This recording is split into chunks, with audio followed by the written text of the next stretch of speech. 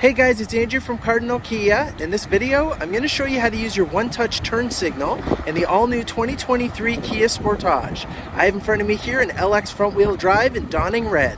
Let's get started.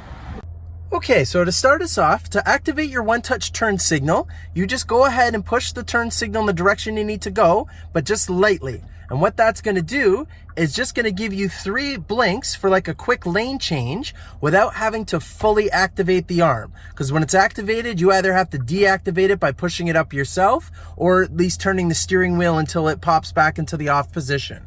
So what we can do is we're going to head into the instrument panel here and we're going to adjust that. So we're going to use these buttons on the right side of the steering wheel here to navigate through. So I'm going to use the sheet of paper button to head over to the gear where the user settings are.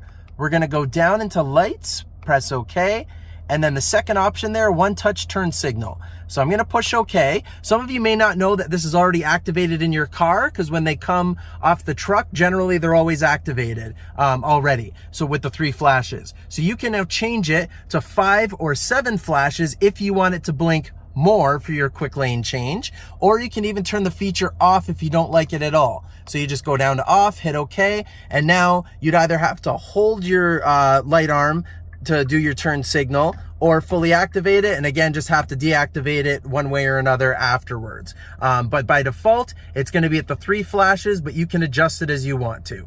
Personal preference. And that's how you do it. Thanks for watching, guys.